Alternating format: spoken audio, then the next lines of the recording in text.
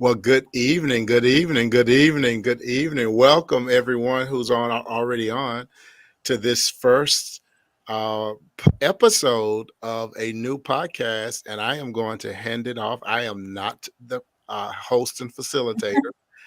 Jan Fox-Petersen will do that for us, so I am going to hand it off. Hello, Jan. Hello, Dan. This is very exciting. Let's get started. In the words of Dan, let's talk. Well, welcome to our very first podcast of Black and White, Let's Talk.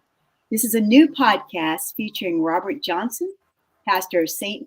Mark United Methodist Church in Wichita, Kansas, Dan Stockemer, founder of Prairie Hill Vineyard, a lovely venue a few miles west of Wichita, and me, Jan Fox-Petersen, school psychologist, relationship coach, and restorative justice advocate.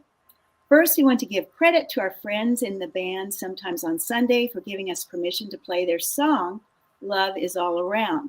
For love is all around, despite everything, and this is the theme of our podcast. You can listen to Sometimes on Sunday on Spotify, Apple Music, YouTube, or any other platform you may use. So Dan, Robert, and I are three people with radically different stories living in the heart of the Midwest. We are taking the risk of engaging in challenging conversations for the sake of building understanding, exploring life issues that matter, and deepening our friendships with each other and with you, our audience. On Black and White, Let's Talk, we endeavor to bring light and love and to foster hope for a better future in an increasingly polarized, disconnected, and chaotic world. So amid this hurting world, we will provide hope for healing, ideas for change, and incentives to seek a better humanity. So please, let's create together a more humane humanity. Bottom line, the million-dollar question is, how can I become a better human today than I was yesterday? Tonight, we're discussing how we met and became friends, our diverse backgrounds, why we decided to do this podcast, and what you may expect for joining us. And we thank you for joining us tonight.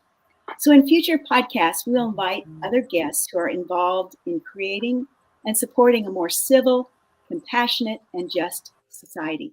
So here we are, Black and White. Let's talk. Let's talk. So to begin our story, I'm going to tell how I met Pastor Johnson. A few years ago, I heard him speak, and he was so refreshing for me on a panel discussion about social justice and faith. His message intrigued me, so I looked him up on Facebook. I didn't stalk him, but I started following him because I just knew from what I heard, this is someone I really wanted to get to know.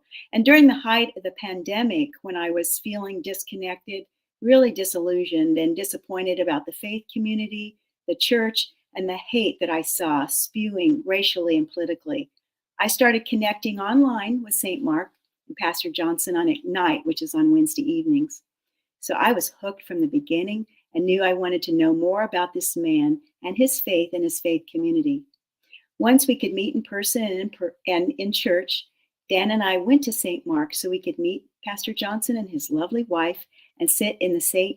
Mark congregation. It is all history from there, and I will add that Dan is my committed partner in life and in love. So, Pastor Robert Johnson, tell us your thoughts about how the three of us met, how we became friends, how Dan actually talked you into doing this podcast, and why is this important to you? Oops, the sign of the times, you're muted. So I am delighted to be here and excited about this podcast as well as our friendship. So I met you guys, Jen. I believe I remember, and you helped me. I was doing some online stuff. I was doing a deal. I invited D.L. Mayfield. We did a reading of D.L. Mayfield's book, The Myth of the American Dream. Yes. And you participated in a couple of those conversations. I remember that just came to me just now that's the first time I saw that name, Jan Petersen. And so we connected there. But then one day, I think that when this whole relationship really blossomed or sprouted, rather, I guess you might say, was when you all showed up at St. Mark one Sunday. And I gotta tell you this, I did not see you, Jan. I don't know how I missed you. I don't know how, because I'm sure you guys were sitting together. But it was a first Sunday, it was a communion Sunday, and we had gone through the service, and I stood up and we were doing communion, and it was a wonderful service. I don't remember what I preached that day or whatever. I just remember it was a great work. I felt really good about the worship experience I just had with my church family. And I looked out and I saw Dan, and it was as although there were people sitting all around him, it was like he was the only one sitting in that section, because that's all it was. He was all, and he was so relaxed.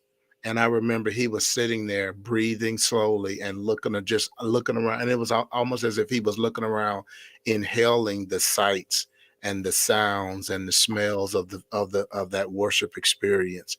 And then he came up to me afterwards and said this was the most impactful worship service I had ever been in. And of course, I'm a crybaby. I teared up.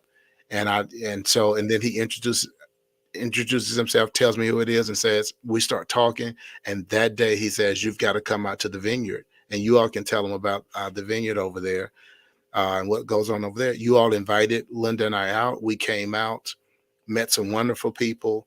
And then we're sitting at table enjoying some finger foods and some wine. And then you invite me to talk about my book that I published in 2022.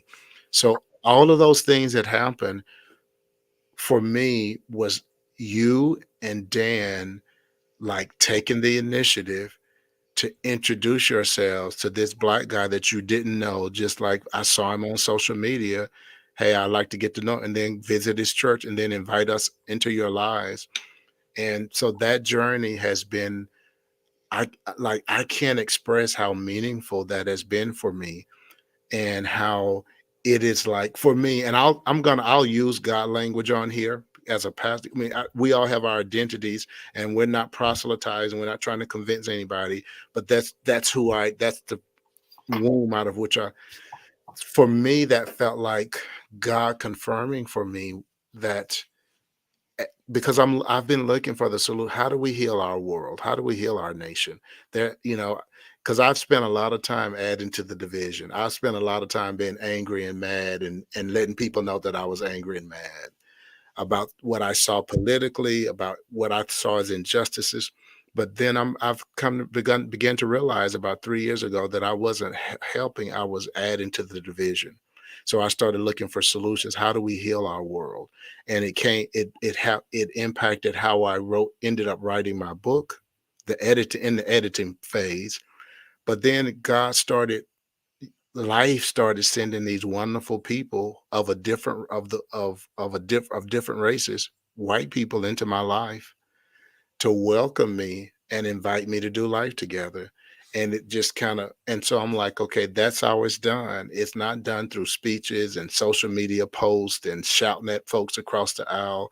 It's people saying, going to people, taking the risk to invite them into their lives and say, hey, let's do life together. So you all did that. That's how we came together. And it has been an amazing joy to build this friendship. And I'm looking forward to building it publicly now, because what we've done is made a covenant that we're going to build a friendship before the world. Yeah.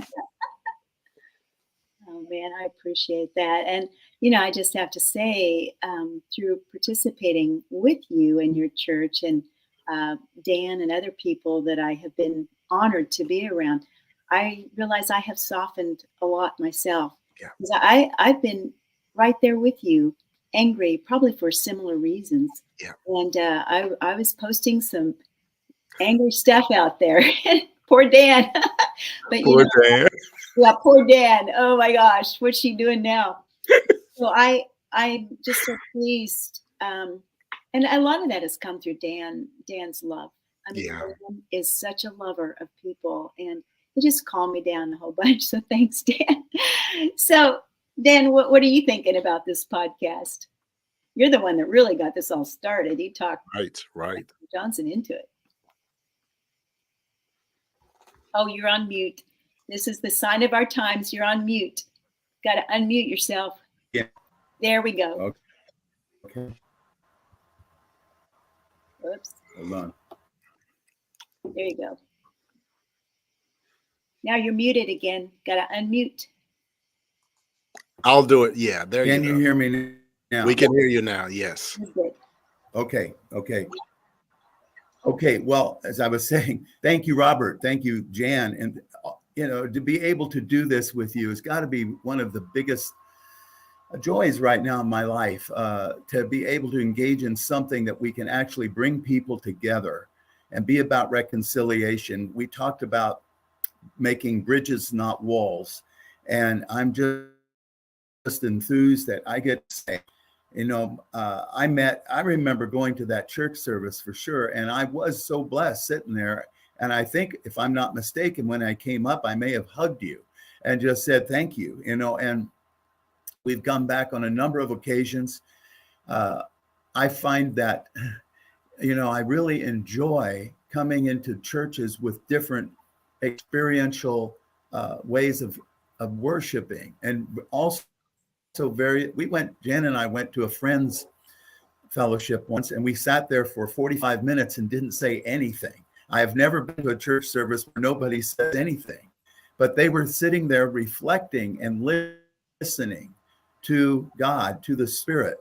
And so we're very open to all different sides, because everybody's experience is different.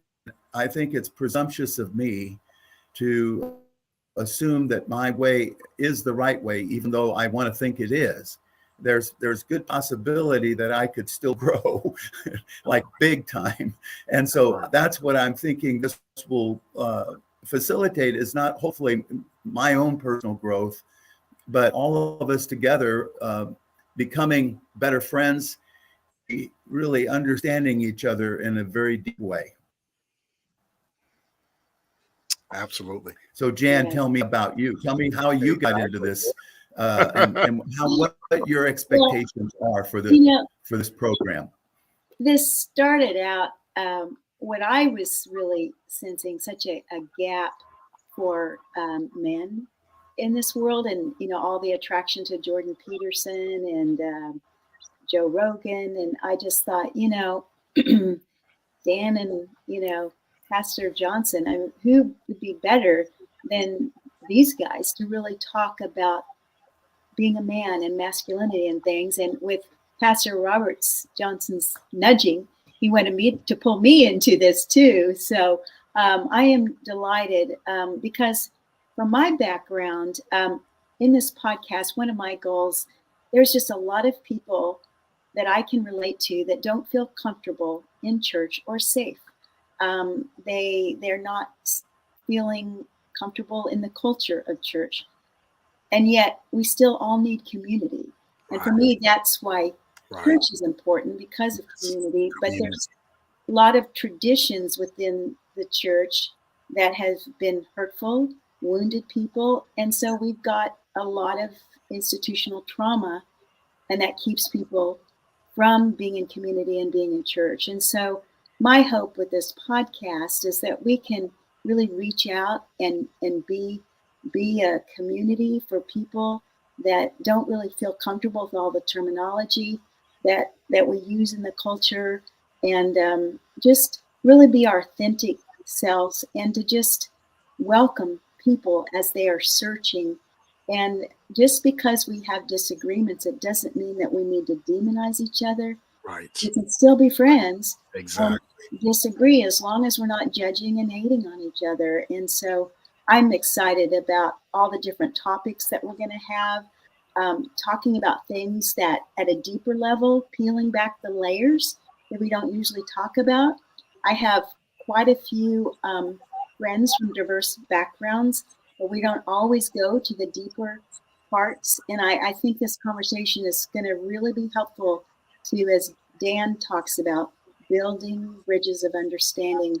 And what has completely changed my life from the time I was very young is storytelling, connecting with people's stories of people that look different than me, that might look different than my family, live differently than my family.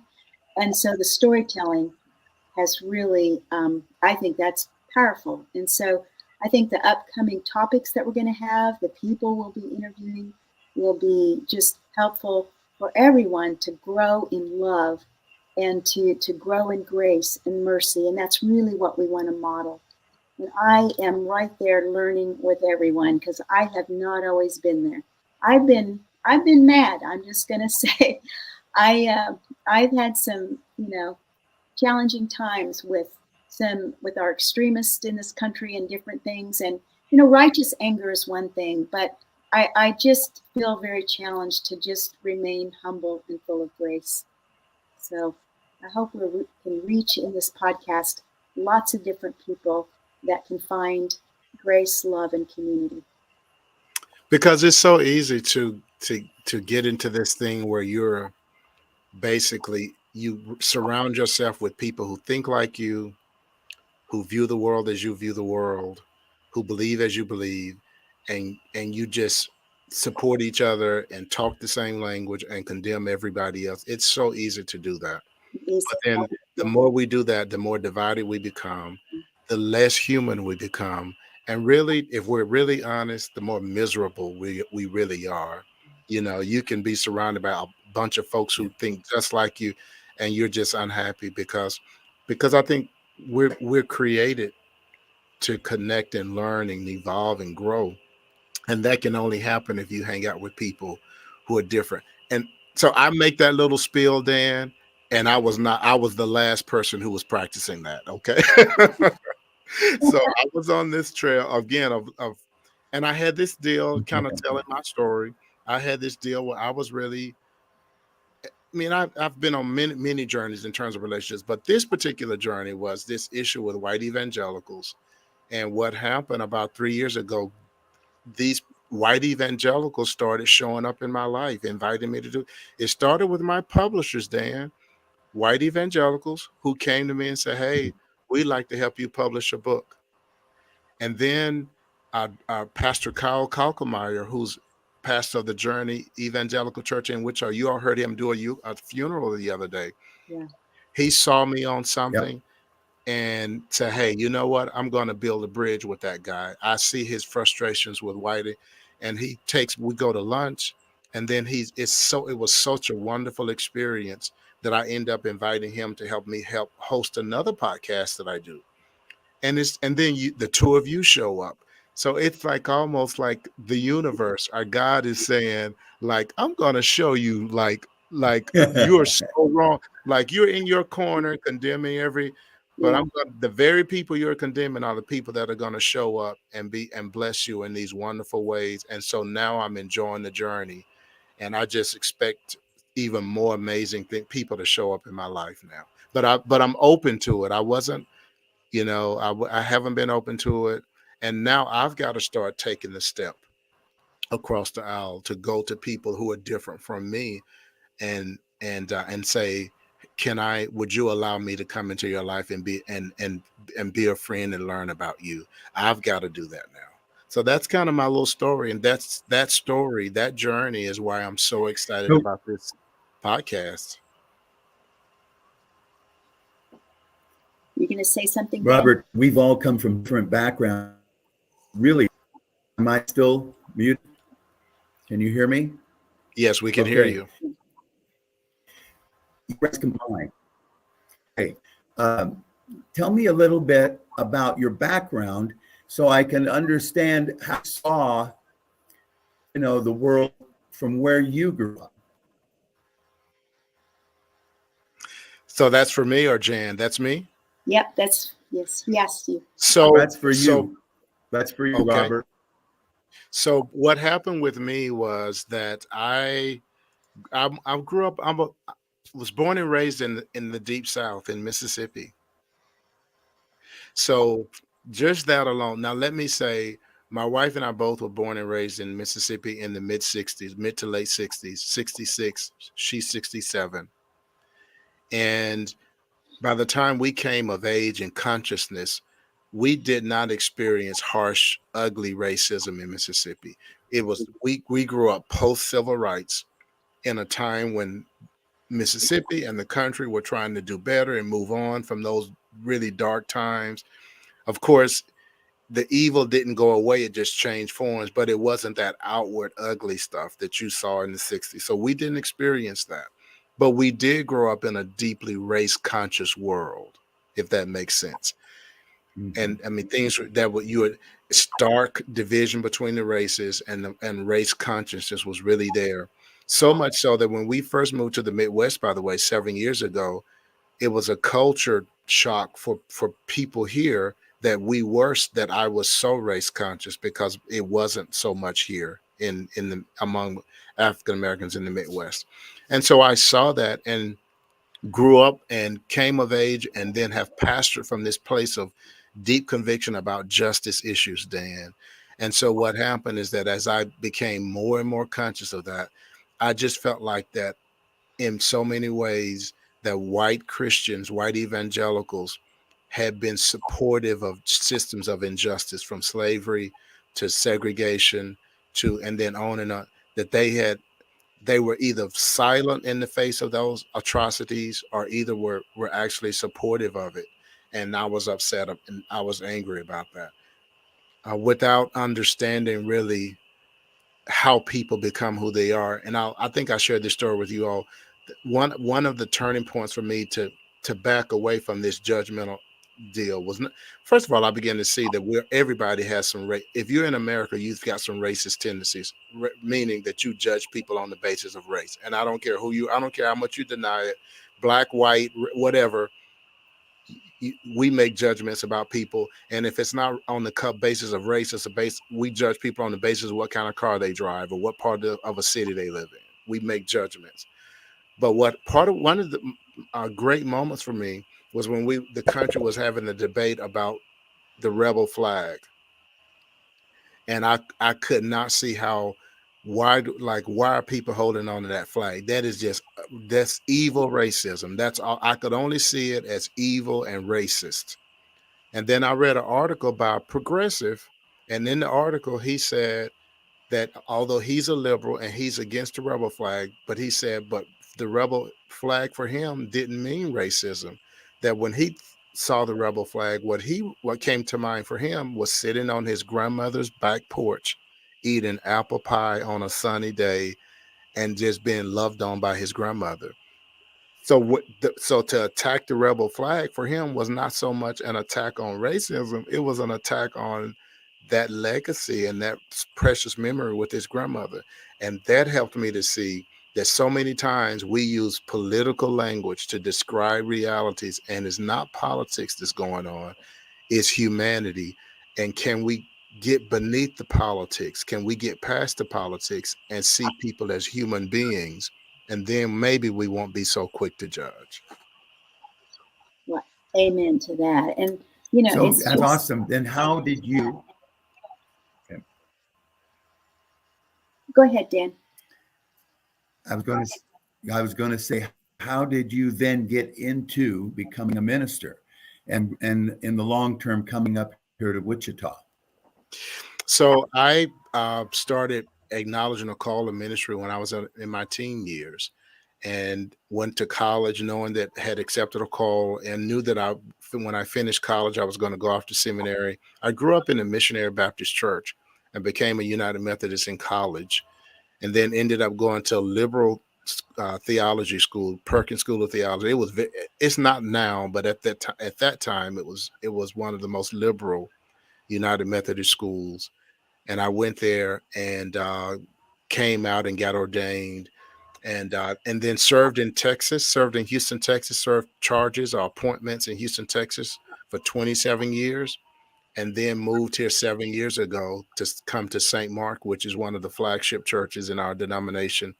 And they did a national search. The previous guy, uh, Junius Dotson, had was assigned to be as general secretary for discipleship ministries for the whole denomination. And so that left the vacancy here. They did a national search, and I was invited to come in. So my wife and I still can't believe we did that. We pulled up roots after 27 years and moved from the Southwest to the Midwest. So we kind of see ourselves as journeyers now, because we moved from Mississippi to Houston, didn't know anybody in Houston. And then we moved to we just moved around, and now here we are in the Midwest. And so that's been part of the journey, is that we've experienced different cultures, and we realize that people are different, and that it's not because they're evil, it's not because they're racist, it's not necessarily, it's not because it's because people are different.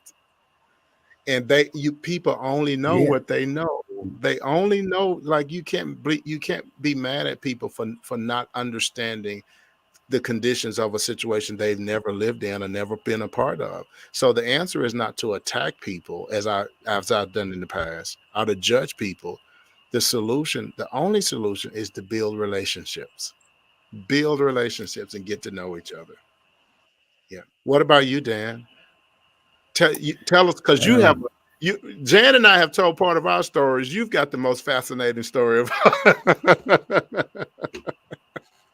you've got the most fascinating story of all.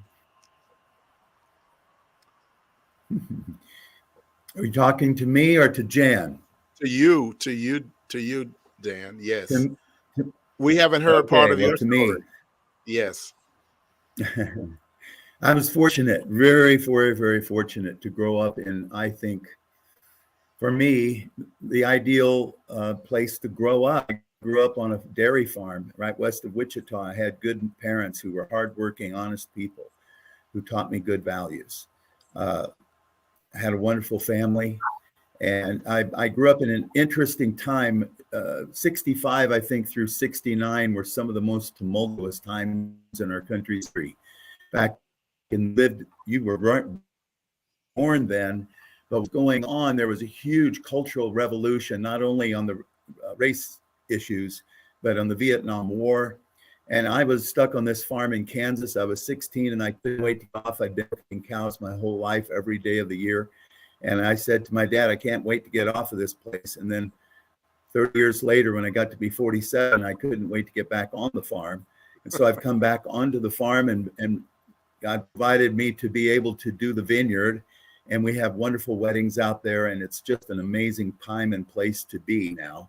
And in that intervening 30 years, I had experienced the highs and the low life, met some of the most amazing people in the whole world, got to experience so many awesome things. I can't even begin to go over them, but I've been so fortunate. I'm 71 now. I can hardly believe I've reached this age, but I feel great, and I want to be able to contribute as much as I can to, anybody for that matter, but especially there were 4 young kids here tonight. I was talking to them, and I think the whole conversation we have, the country real together, not continue to go further apart.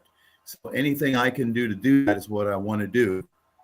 In the middle of it all, I spent quite a bit of time in studying the script. Do have them as a center for me, a center. And as I told Jan, Jesus said, man shall not live by bread alone, but by every word that proceeds out of the mouth of God. I've always felt like it was nourishment for me spiritually to receive these words of wisdom.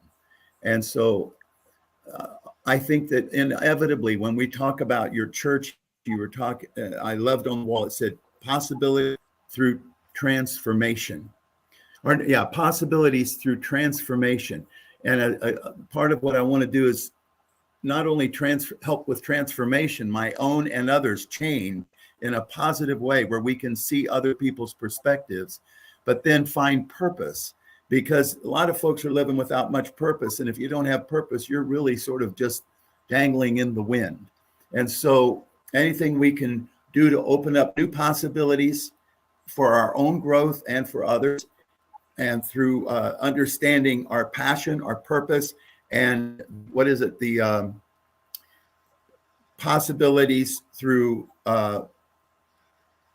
purpose. What's the other one? Possibilities. Open with transformation. Transformation and purpose. Transformation is simply, to me, change.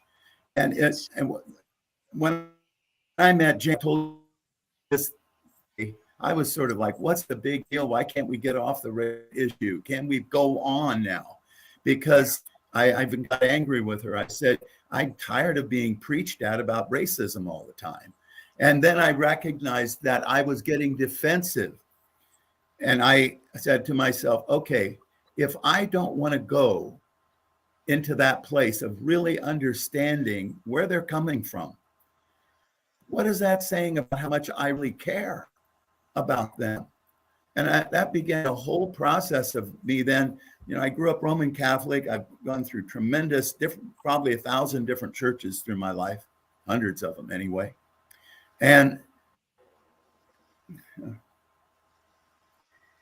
I really want to get to a place where we aren't religious, but that we are authentic, and we don't have to judge people either by the color of their skin or which they go to, their any preference. I mean, we just love people. And so that's what I think we can do, is be an example of that love and say to people, hey, we can come together and let's honestly understand each other's differences, because maybe I can learn from you. And, I recognized when I said, don't get on me about racism, that I wasn't being meek and lowly of heart. I was being defensive and somewhat arrogant.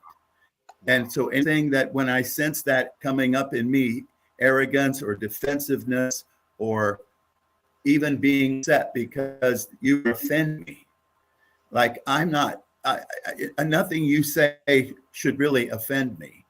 If I'm open for hearing you, I should be willing to receive it openly and say, hey, I hear you. And so that's where I'm at. I'm sort of like starting all over again. And I think we're all on journeys of learning in our life. And I feel very fortunate to have made your connection and Jan's and others, because that is the community then that helps me walk through the shifts and the changes in my life. And we can do what Ephesians 4 says, for the work of the ministry, for the edifying of the body of Christ, which is really what we are to be about. A work of service. Ministry is just a fancy word for service, and to build each other up. And that's really what we're here to do. And so I'm ready to go when you are. Wow. And you are. I've got to tell you, I've got to say this to you guys. One of the things that I hope will help people do is everybody stop interpreting other people through Fox News and MSNBC and CNN, because that was part of my problem then. Is I was interpreting other people through what CNN told me and through what MSN told me. And then when I listened to Fox, people were interpreting me through what Fox was telling. And the only way to defeat that craziness is to get out and meet real people and build relationships with them. And Dan, you are so right. The only way to enter those relationships was with humility.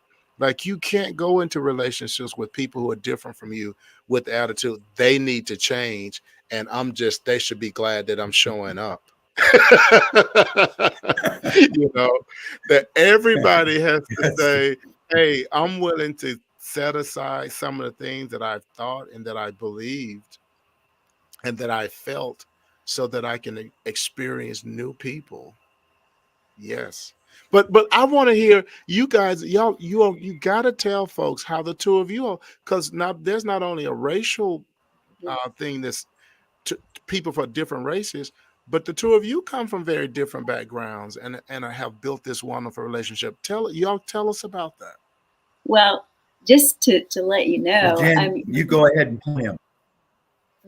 We've been together now a little over 4 years, and I just have to say that I never even had dated anybody with a truck. I mean, I come from very urban, and my sister and brother would attest to this as well. I mean, it was a pretty prim and proper background. My grandfather was immaculate, even when he mowed the lawn. And we lived early on in our lives. We lived with our grandmother and grandfather and our very young parents. And I mean, even when we'd mow the lawn, I mean, his nails were just immaculate. I mean, the way he would dress, even just mowing the lawn. I mean, he was so GQ, and it just was a very much urban, and so I hardly had been on a farm. Wow. You know, but Dan and I knew each other through my middle daughter and one of his daughters too. When they moved here from California, they met and years ago and became very good friends. And my daughter, my middle daughter, she just always told me, you know what, Dan is just so much like your brother, who I love. I adore my older brother, and she's just like, he's a really good guy. And his her friend who was his stepdaughter, I was so impressed that here she is, a teenager, an older teenager, and talking so fondly about her stepfather and what a good man. So he came vetted, you know, and Wow. you know, I knew about Mary, his deceased wife, and her getting cancer, and you know, I just was on the sidelines watching all of that. But one day, I don't know, he was, I call it the Facebook Rolodex. He was just kind of going through people on Facebook, and he just called me up. And um, I had been divorced for a few years, and my brother just one Christmas he said, "You know what, Jan? I just think it's time. We need to find you a partner." And I'm like, "Well, how's that supposed to happen?" And we started laughing and going through like these dating sites and stuff. And it's like that wife beater T-shirt that won't work.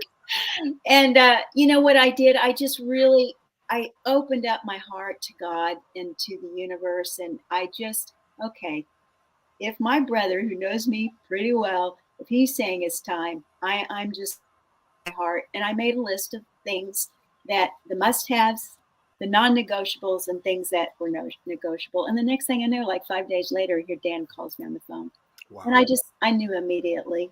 But it was a little struggle at first because you know I am a bit more on the progressive side, and Dan at that time, like I was trying to talk to him about the work that I do with social justice and restorative justice and education, and it just wasn't connecting. So I'm like, is this going to work? I'm not sure if this is going to work. So I just kept pushing the envelope because the number one thing I really wanted to know about Dan, will he humble himself, Wow. open his heart, and hear? Wow. Wow. Once I found out that Wow. he would do that, it's been it's just been beautiful. It's been beautiful. And you know, I have and can talk about this in another podcast, but I've had quite a bit of religious trauma as have my children too, my girls especially. So I'm pretty sensitive. And I can see when people are really genuine from their heart, like your friend Kyle, that we had no idea there was that connection. I Wonderful. heard him speak, man, my heart. Oh, it was just so authentically from the heart of God. I felt God's presence as Yeah. I do when I connect with you. And so anyway, I am surrounded and I really feel like I'm just excited because I truly and I am on a journey of healing. And while I generally have considered myself spiritual and not religious, I'm getting more so and more open, and the anger is starting to dissipate. I think the challenge for us all is, you know, righteous anger is real, Right. and when real things happen, lynchings, burnings, Right. killings, and all that, you know, what do we do with that so that we don't put everybody that looks like the people that do that in Exactly. a box? And Exactly. so Exactly. I just know that God, while man puts God and everything else in a box, because that's what men do, God, God is big. God is love. God is everlasting love. And I really feel like I have experienced that so much more with now with my relationship with Dan, and it's just opened my heart up so much more. I'm not nearly as closed off to people. Um, and I'm just so much more open to God. I just am. Mhm. So Dan, do you think that that's an amazing story? And that piece, when you say you were wondering if Dan would have the humility, and clearly he took that step. He mentioned it, which is just amazing because so few people do it. That's one of the things I think is really unique about the three of us is all three of us have taken the step of saying, "Hey, I've been a little arrogant. I've been a little prideful, but I want to be different, Yeah. and I'm going to humble myself and learn about other people. That's what I think. That's the basis of our friendship. Uh, but talk about. There's a By the way, there's a guy, and I want to put his name up again. His name is Carlton. Welcome, Carlton. Carlton, thank you for listening in with us. And Carlton is an atheist, which is, hey, we Yeah. Carlton, we love you. Thank you for chiming in, because that's part of what this journey is about.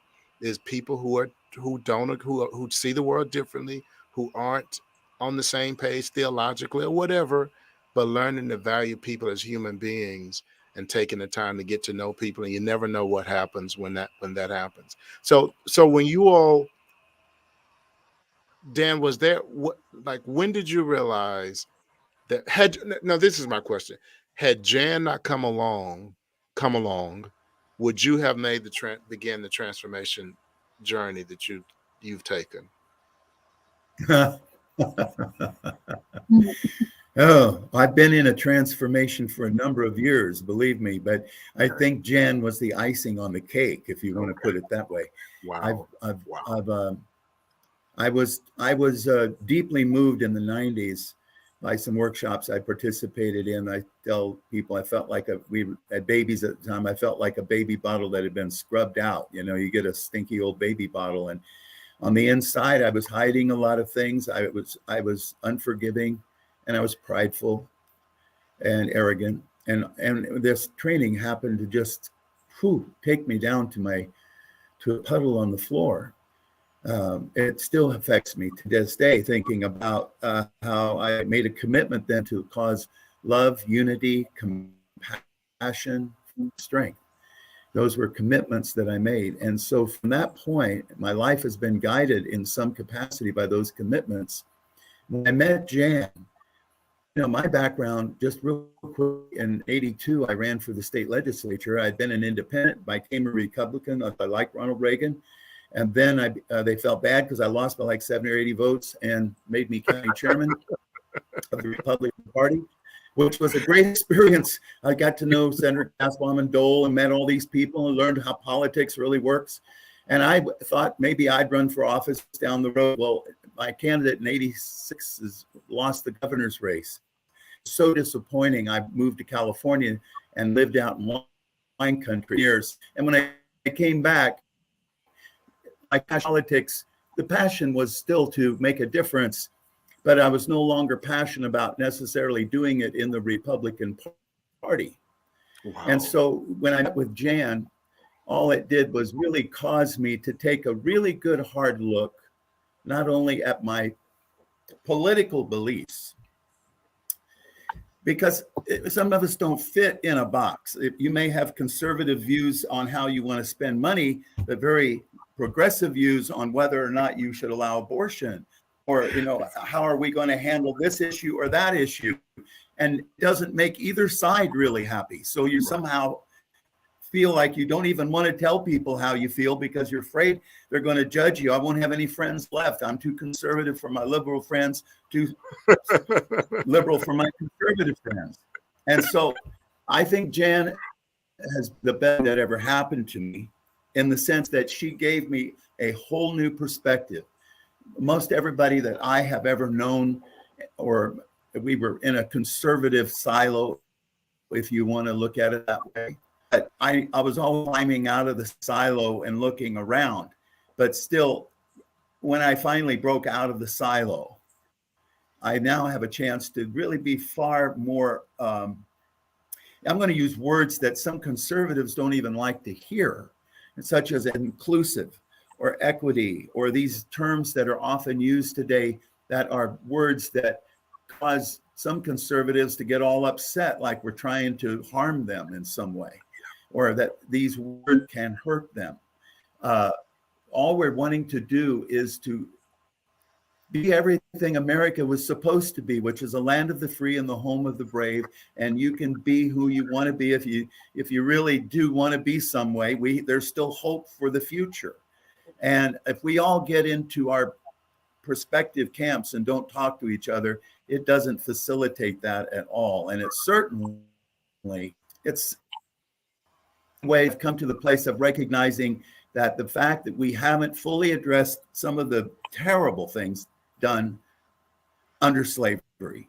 Yeah. It's why it's not completely resolved yet. And there's still people, I was naive enough to think, well, there's not any racist people around. I've really opened my eyes, and there are a lot of racist people out there that are proud that they're racist. Yeah.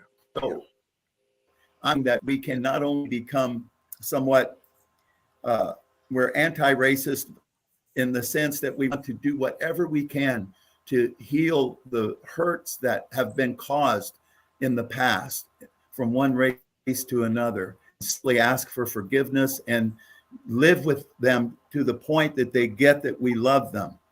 And that's where I'm at. It's like, if I'm going to show up as love, I've got to really and really my own intellect don't know everything. I need to humble myself. I'm going to be quiet. That's where it all ends Oh, up for me. Dan, that is such rich stuff. That is such rich. I mean, I think I don't know who's listening. I know we've got a good number of people listening, but what you just shared, I believe that that's freeing for a lot of people, because I think a lot of people are on that journey, but they're probably afraid to say that because they're afraid that they're going to be rejected by their friends. They're afraid they're going to be misunderstood. So we need courageous people to say what you just said, and and you've said that that's how you've presented yourself to me is uh I want this, let's do this friendship, and what will it take to do that? I got to tell you, the night we came out to the vineyard, and you all have got to tell them about the Prairie Hill, Prairie Valley, Prairie Okay. Hill Vineyard. Prairie Hill. You all got to Prairie tell them Hill. about that. But that night, We have a hill, not a valley. but the night Linda and I came out, Dan, you walked us to our car. And Jan, that conversation, he was so intimate. And it was like he didn't physically do it, but the way he talked to us was like he wrapped his arms around us and said, yeah. And it was so warm and it was so authentic. And Linda and I, because we've been kind of closed people. We both have rejection wounds, I think, from the racism stuff and other stuff. Yeah. We can be very guarded with people. But Dan just like pried us open with this authenticity and this warmth and this desire, like, to be friends and to get to know you. I want to get to know you guys, and I want to build. And it was so great. And so I just think something wonderful is happening with us, but I think it's something that God wants us to do for the world, to share with the world, to help other people take this same journey we're on. Yeah. Tell us about y'all got to tell us about it's 7:54. Tell folks about the vineyard. Invite them out. It's a wonderful place. Y'all got, if you're listening, if you're in the Wichita area, you've got to go out. It's a great wedding venue, but it's a whole lot more. It's a great place for people to gather, just to fellowship. Tell us about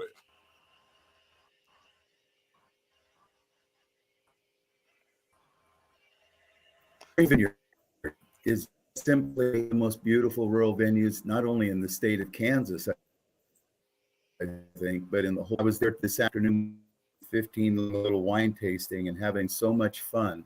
We have weddings every weekend. I love seeing kids running around and young people in love and beautiful young ladies all dressed up and their moms and dads and grandmas rolling in on their wheelchairs to celebrate something as wonderful as a marriage. And for me, it's sort of like a dream come true. I couldn't ask for a more beautiful way to have the property utilized. I think, part of the recognition is that when you do a wedding, people come from all over, and you can have the Catholic grandmother and the Protestant grandson, and all different people are there. And it's so refreshing to see people come together in unity. As that verse I was reading, as it Psalm, it's like the oil that came down on Aaron's beard and covered his robes. And there's a whole thing on how beautiful it is for brethren to dwell in unity. And it really is. So, if we do nothing in this bridge people to bring people together in unity around that all agree on, which is we should love one another, because that's the commandment after all, not to judge one another. And so that journey for me, from here on to the end of my life, I want to be on that journey and be a part of whatever healing we can accomplish. Janet and I have talked about doing workshops on reconciliation between various people that have breakdowns. We all have breakdowns in relationships. And so I think God's always about healing these broken relationships. He works in us to do that with one another. And there's so many examples of that in the scriptures. The one being the lamb that wanders off, he leaves everybody else just to go find the lamb that's lost, right? And then Jesus himself went into the Samaritans, which were considered the people you don't want to hang out with. He went there. He wanted to go there. And so if we reach out to each other with that passion and with that commitment to love one another, I think we can make a huge difference in the country. God knows we need that in the best possible way, because so much is being driven by the ideologies that are tending to drive us apart. So I'm all for it. I'm just so thankful that we can be a part of something like this. And some of the people that we're going to get to interview, I think, are going to be, they'll teach us tremendous things. Yes. Yes.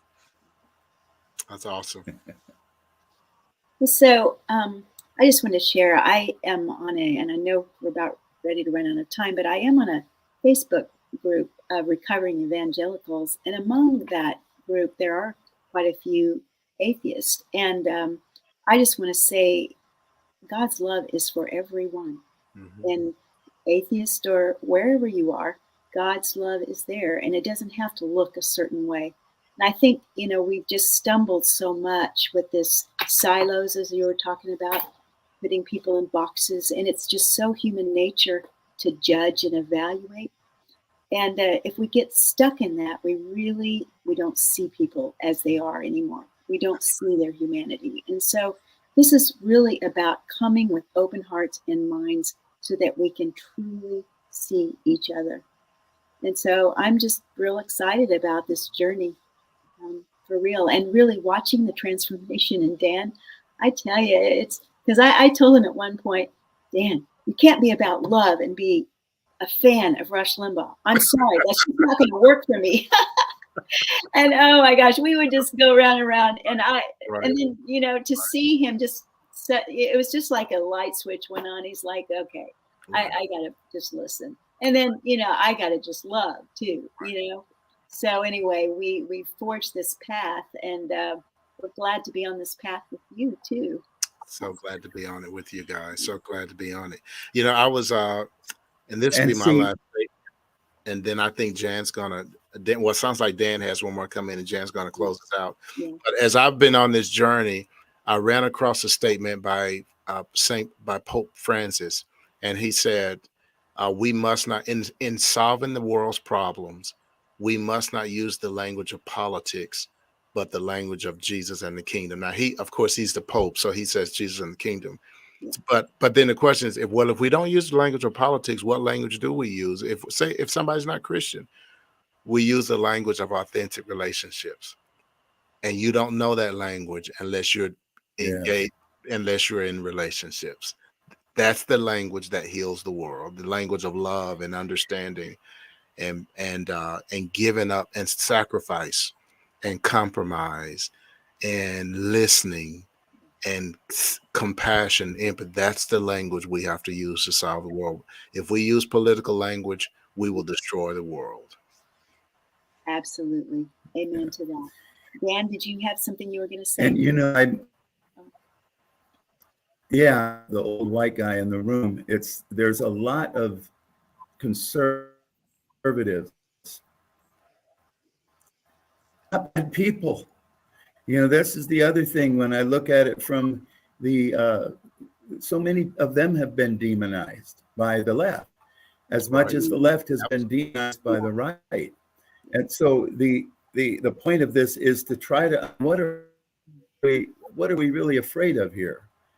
What is it that's got us all so worked up? Do we think we're going to destroy America if we initiate this tax policy or do this particular policy?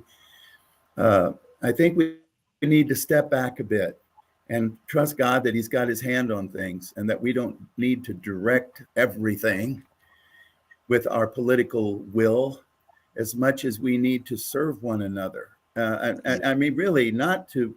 I've seen people not even want to be in the same room with somebody because they have a different perspective. Because of politics. How can we? Yeah, it's like, hey, you really don't know what's going on in their heart. Nobody does. God's the only one that knows really what's going on in a person's heart. And so our job, I see my job, is to be the best ambassador as I can to represent Him. And if I don't do it, you won't see Him. But if I do a good job, hopefully you will see Him showing up in my behavior and in my heart.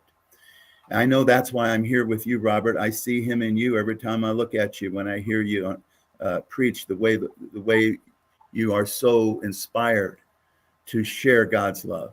Jan, I see that in you and the way you share God's love with people that are in terrible breakdown, and you sit down with them and help them heal that relationship. So I think we all have our strengths, and we're coming together here as a team, really see if we can make a difference in this country by showing people what it means to come together in unity. That's my amen. Jan, you can close it up. Wonderful. That was wonderful, Dan. That was wonderful. It's just been wonderful. And I just think we're on the path. We are of light and love and God, and it's all good. And Dan, I think, the scripture you brought up is, blessed are the peacemakers, for they shall see, so they shall be called the children of God. So I'm amazed that I'm quoting scripture now. I think you guys what's up with that? But no, I just appreciate you both so much, and all the audiences out there. Just share with your friends and family what we are really wanting to accomplish here, and that is really to be about grace, love, and mercy, and relationships, connectedness, and community. So Thank you very much. And good night. We'll see you all next Thursday. Good night, everybody. We'll see you next week. Yeah, we'll see you next week. Yep. Bye-bye. We'll see you. Bye-bye. In the